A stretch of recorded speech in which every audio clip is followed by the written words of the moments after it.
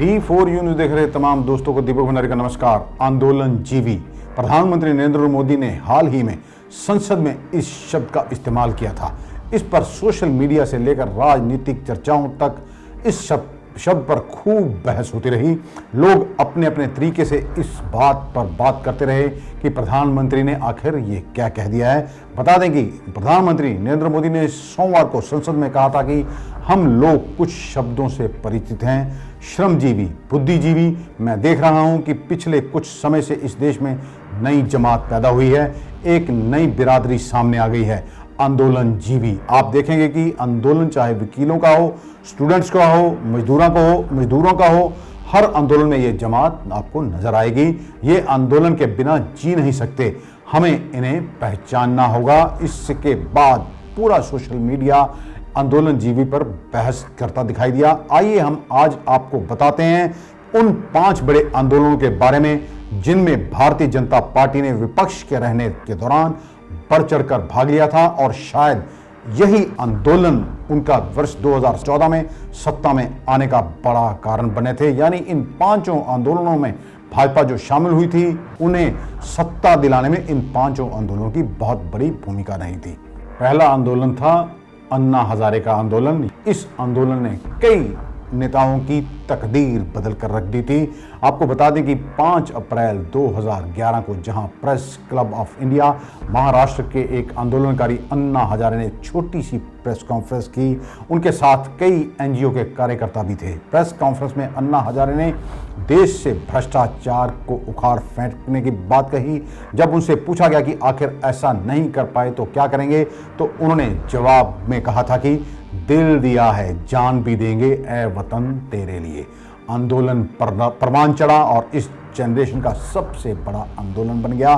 तत्कालीन कांग्रेस सरकार से नाराज लोग इस आंदोलन में भारी संख्या में पहुंचे। साथ ही पहुंची विपक्षी पार्टियां, उसमें बीजेपी भी शामिल थी। वर्तमान में भाजपा की सरकार में मंत्री और पूर्व सेना प्रमुख वीके सिंह अक्सर उस मंच पर नजर आते थे। अन्ना हजारे को समर्थन देने के लिए आंदोलन के दौरान भाजपा के बड़े नेता लगातार पहुंचते रहे। इनमें स्वर्गीय अरुण जेटली भी शामिल थे। आपको बता दें कि तब किरण बेदी, जो इस समय एक राज्य की उपराज्यपाल हैं, और दिल्ली के मुख्यमंत्री अरविंद केजरीवाल, वह भी इस आंदोलन से ही निकले थे। 14 अगस्त 2011 को गुजरात के तत्कालीन मुख्यमंत्री नरेंद्र मोदी ने एक भाषण में अन्ना हजारे के आंदोलन का समर्थन किया था और कहा था कि देश की सफाई इस कदर होनी चाहिए कि अन्ना जैसे लोगों को आंदोलन पर बैठना ना पड़े। इस बार भी जैसे उस समय जयप्रकाश जी ने भ्रष्टाचार के खिलाफ बिगल बजाया था, आज अन्ना हजारे जी बिगल बजा रहे हैं। उस समय इलाहाबाद के न्यायालय ने इंदिरा गांधी के खिलाफ कठोर कार्रवाई की थी। इस बार सुप्रीम कोर्ट कांग्रेस की यूपीए सरकार के खिलाफ कठोर कार्रवाई कर रही है। दूसरा आंदोलन हुआ निर्भया आंदोलन। अगर आप अतीत में झांकें तो आपको याद होगा निर्भया आंदोलन। इस आंदोलन ने पूरे देश को हिलाकर रख दिया था और केंद्र सरकार की जड़ें भी हिलाकर रख दी थी। तारीख 16 दिसंबर और साल था 2012। एक ऐसी घटना हुई जो पूरा साल इस घटना के नाम हो गया। दिल्ली की सड़कों पर चलती बस के अंदर एक लड़की थे बर्बरता से गैंगरेप हुआ और बाद में उसकी मौत से पूरा देश दहल गया। इस वारदात में दरिंदगी की डिटेल्स जैसे जैसे सामने आई, लोगों का गुस्सा उसी तरह बढ़ता गया। लोग सड़कों पर उतरे। दिल्ली में शीला दीक्षित की सरकार थी। लोगों ने ना सिर्फ दिल्ली सरकार बल्कि दिल्ली पुलिस की बॉस केंद्र सरकार से भी हिसाब मांगा। इस आंदोलन का साथ भाजपा ने सड़क से लेकर संसद तक दिया था। भारतीय जनता पार्टी की नेता स्मृति ईरानी ने विरोध स्वरूप तत्कालीन प्रधानमंत्री मनमोहन सिंह के लिए चूड़ियां भेजी थी। उनके अलावा प्रकाश जावड़ेकर, वेंकैया नायडू ने भी इस आंदोलन का लगातार समर्थन किया था। स्वर्गीय सुषमा स्वराज ने तब प्रधानमंत्री मनमोहन सिंह से विशेष सत्र बुलाने की मांग की, जो नहीं मानी गई। बाद में सरकार को रेप की परिभाषा, पॉक्सो एक्ट समेत कई कानूनों में बदलाव करना पड़ा था। इस आंदोलन ने भी पूरे देश को हिलाकर रख दिया था, क्योंकि घटना ही ऐसी थी। इसके लेकर महिलाएं लगातार सड़कों पर थी। कोई राज्य, कोई जिला ऐसा नहीं होगा जहां इस आंदोलन का असर देखने को नहीं मिला। 1 दिसंबर 2013 को प्रधानमंत्री नरेंद्र मोदी ने दिल्ली असेंबली के लिए चुनाव प्रचार किया और कहा था कि दिल्ली ने रेप कैपिटल जैसा बुरा नाम कमाया है। जब वोट करें तो इस बात को जरूर याद रखें कि यहाँ पर निर्भया जैसी युवतियाँ, लड़कियाँ, महिलाएं सुरक्षित नहीं हैं। अगला आंदोलन था बाबा रामदेव का, जो बाबा रामदेव ने काला धन विरोधी आंदोलन किया। बाबा रामदेव लगातार अन्ना हजारे के आंदोलन में सक्रिय रहे, लेकिन 4 जून 2011 को उन्होंने दिल्ली के रामलीला मैदान में काले धन के खिलाफ आंदोलन शुरू कर दिया। इस आंदोलन को भी गैर यूपीए पार्टियों का जमकर समर्थन मिला। इसमें सबसे सक्रिय रही वह थी भाजपा। बाबा रामदेव ने सरकार को काला धन समर्थक बताते हुए उस पर कई निशाने साधे। उनका मंच पर साथ देने के लिए भाजपा के राज्यसभा सांसद राम जेठमलानी अक्सर मौजूद रहते थे। भाजपा के तत्कालीन अध्यक्ष नितिन गडकरी भी उनसे मिलने के लिए पहुंचे थे। जब बाबा रामदेव ने आंदोलन को रामलीला मैदान में पुलिस कार्रवाई करके हटाया गया तो 5 जून 2011 को गुजरात के तत्कालीन मुख्यमंत्री नरेंद्र मोदी ने कहा, बाबा रामदेव के साथ दिल्ली पुलिस की बर्बरता बेहद ही शर्मनाक है। सरकार ने आंदोलन का अपमान किया है, जो कि बेहद गलत है। ये दुर्भाग्यपूर्ण है, देश का दुर्भाग्य है जहां ऐसी सरकार काम कर रही है।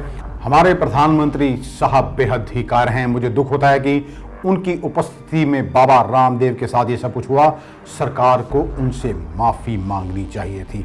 आपको बता दें कि इन आंदोलनों ने जनता के जहन में भर दिया था कि कांग्रेस की सरकार से भ्रष्ट सरकार आज तक कभी देश में आई नहीं है। इन्हीं आंदोलनों का फायदा वर्ष 2014 में भाजपा को पूर्ण तौर पर हुआ। अगला आंदोलन रहा कोलजी और 2G आंदोलन। आपको याद होगा यूपीए 2 जब प्रधानमंत्री मनमोहन सिंह दूसरी बार प्रधानमंत्री बने और 2009 से 2014 तक उनका कार्यकाल था। कोयला और 2G घोटालों की ये कार्यकाल भेंट चढ़ गया। एक तरफ देश भर में भ्रष्टाचार के खिलाफ बहुत आक्रोश दिखा। भाजपा भी लगातार सड़क से संसद तक सरकार को घेरती रही। भाजपा ने 2012 में संसद के मानसून सत्र को भी चलने नहीं दिया। 2G और कोयला घोटालों पर चर्चा की मांग करती रही। भाजपा की दिग्गज नेता स्वर्गीय सुषमा स्वराज ने सत्र खत्म होने के दिन कहा था कि अगर संसद में चर्चा का वक्त बर्बाद भी होता तो ये आंदोलन करने में कोई हर्ज नहीं है। हमें भरोसा है कि ये विरोध प्रदर्शन जब संसद के लोगों के बीच पहुंचेगा तो इससे प्राकृतिक संसाधनों के आवंटन के सिस्टम में सुधार आएगा। भाजपा के बड़े नेताओं ने इसे नेशनल लूट करार दिया था। इसे लेकर भाजपा ने देश भर में आंदोलन किए और यही आंदोलन भाजपा की बड़ी जीत और कांग्रेस की बड़ी हार का कारण भी बने। कोयला आवंटन विवाद को लेकर केंद्र पर हमला करते हुए गुजरात के तत्कालीन मुख्यमंत्री और मौजूदा प्रधानमंत्री नरेंद्र मोदी ने कहा था, ये घोटाला देश के मुंह पर कालिक पोत रहा है। लोगों के जहन में बिठा दिया गया था कि ये सरकार देश का धन लूट रही है। उससे अगला आंदोलन था महंगाई FDI के खिलाफ। तारीख 20 सितंबर वर्ष 2012, जगह जंतर मंतर, नई दिल्ली। देश में गैस के दाम बढ़ने के बाद विपक्ष सड़कों पर था। देश भर की तमाम विपक्षी पार्टियों के साथ भाजपा ने महंगाई के खिलाफ तगड़ा आंदोलन शुरू कर दिया। भारत बंद की घोषणा हुई।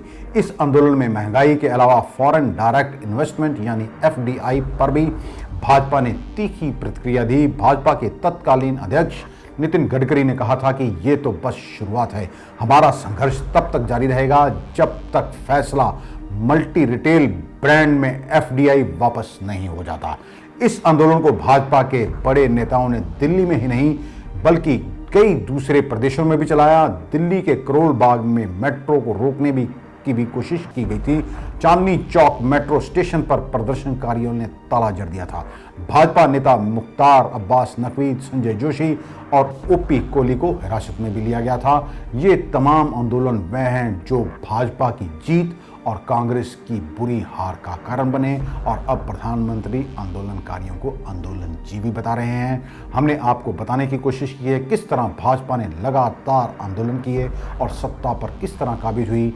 लोगों के जहन में यह बिठा दिया गया कि देश का धन सरकार, कांग्रेस सरकार ने लूट लिया है। ये आपको ये भी ध्यान होगा, तब यह कहा गया था जितना काला धन देश से बाहर गया है अगर वह वापस लाया जाए तो हर एक के खाते में 15-15 लाख रुपए आएंगे, जिसे अब भाजपा के पूर्व राष्ट्रीय अध्यक्ष और मौजूदा गृह मंत्री अमित शाह मात्र एक जुमला बता रहे हैं। अब प्रधानमंत्री नरेंद्र मोदी किसानों को आंदोलनजीवी बता रहे हैं। उन्हें ये शायद वो भूल गए हैं कि भाजपा यहाँ तक पहुँची है तो आंदोलनों के सिर पर सरकार जब थोड़ा सा भी महंगाई करती, थोड़ा गैस बढ़ाती या पेट्रोल बढ़ाती, भाजपा के नेता सड़कों पर उतर आते और सरकार को जमकर कोसते। जनता के मन में और जहन में ये बिठा दिया गया कि कांग्रेस सरकार के नेता चोर हैं।